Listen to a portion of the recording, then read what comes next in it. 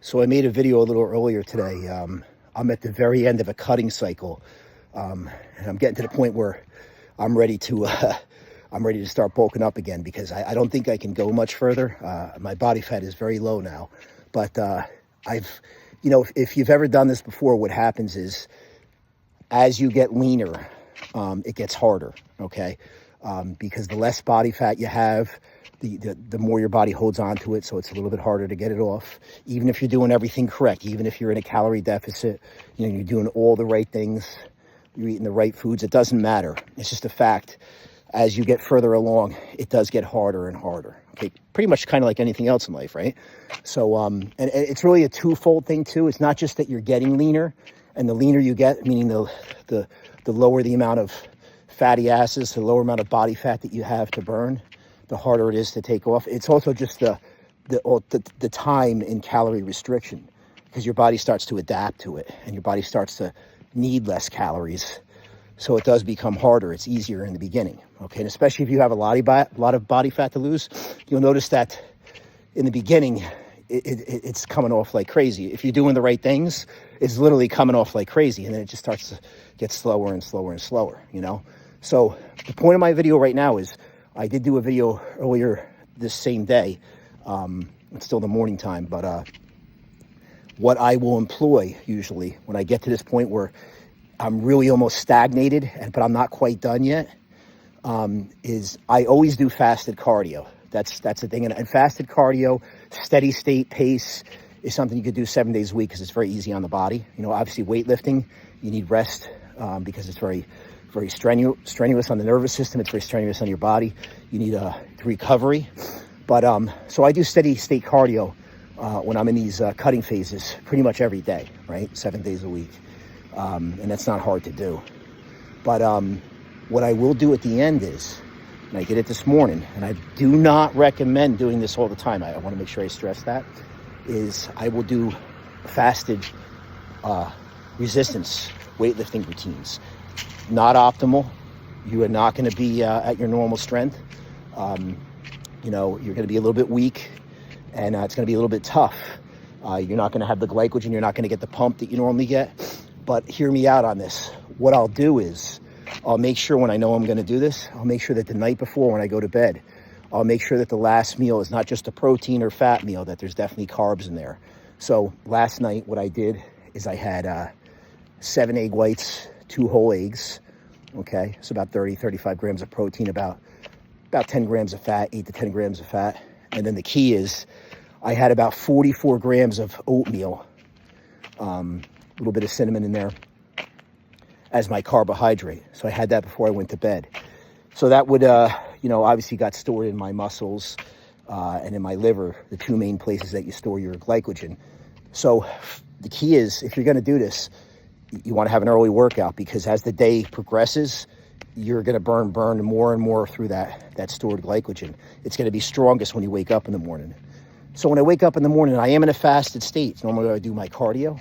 Instead, I go to the gym, do my weightlifting routine.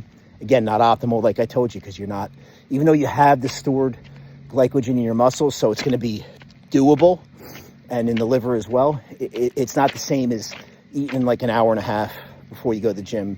Let's say white rice that's fresh, and you're getting pumped up and you're ready to go and you're going to be at full strength. So again, it's not ideal, but hear me out. Here's the theory. I wouldn't call it theory. You are definitely now going to utilize that stored glycogen from the oatmeal the night before in your liver and your muscles. You're going to burn pretty much all of it up, because that's going to be the main source of fuel for resistance training, okay, anaerobic activity. It definitely prefers that. You're going to blow through that. Now, as you can see right now, I just got done with that workout. I'm doing my cardio. That would normally be the first thing I do. My fasted cardio. Now, fasted cardio easily works off fatty acid because it's not anaerobic, it's aerobic. So it doesn't have that huge demand of fuel. So it's already optimal to be in a fasted state for cardio. And that's why I prefer it. And I think it's actually ideal. I think it's not ideal for weight training, obviously, as I pointed out. But now I start this 30 to 45 minutes of cardiovascular, fasted cardio. I am in an optimal state to burn body fat. Because like I just said, with the weightlifting routine, I went through pretty much all the liver and muscle glycogen I had. So now when I'm out here doing this cardio, it's highly efficient. And again, the only reason why I do this right now, because I don't think it's an optimal overall thing, is because I'm at the very end of a cut and I'm really stagnating and it's getting very difficult.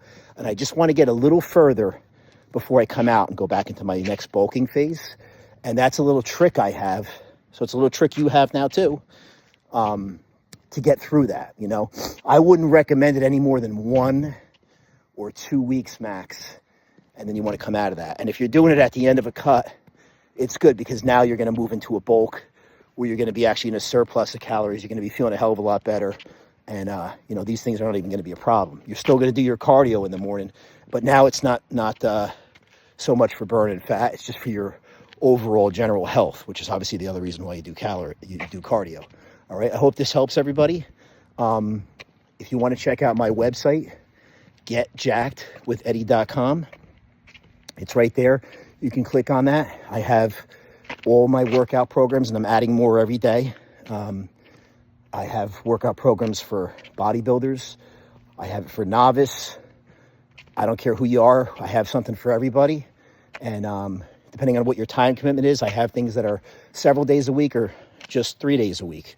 And I have my cardiovascular programs, my nutrition programs, and I have my, which I think is great, I have my fat loss manual on there, which is my my take on the best way to be in a calorie deficit, which is what you need to do if you want to burn body fat. It's thermodynamics. It's pretty, it's the hardest thing in the world to do, but it's a very simple concept. You basically, all you're doing is you're consuming less calories than you burn. If you consume less calories than you burn on a consistent basis, you will drop body fat, right? And if you keep your protein high enough, you won't lose the muscle, okay? Which is ideally what you want, with the place that you want to be. So my fat loss manual goes through all this stuff, and it shows you how to realistically do it with life so that you can still make sure that you're there for social events. You plan things around that. As long as you do some planning, you don't have to be that person that doesn't enjoy life. Because let's face it, if you do something that's that extreme, where you can't go out and have a beer, or you can't go out to a restaurant because you're in a cutting phase, you're going to probably give up on it, you know? So there are ways around that. It can be done. You can do the things that you want to do. And you can actually even eat the foods that you want to do. You just have to be reasonable about it. And my fat loss manual shows you how to do that. All right, so check it out. I hope everybody has a great day.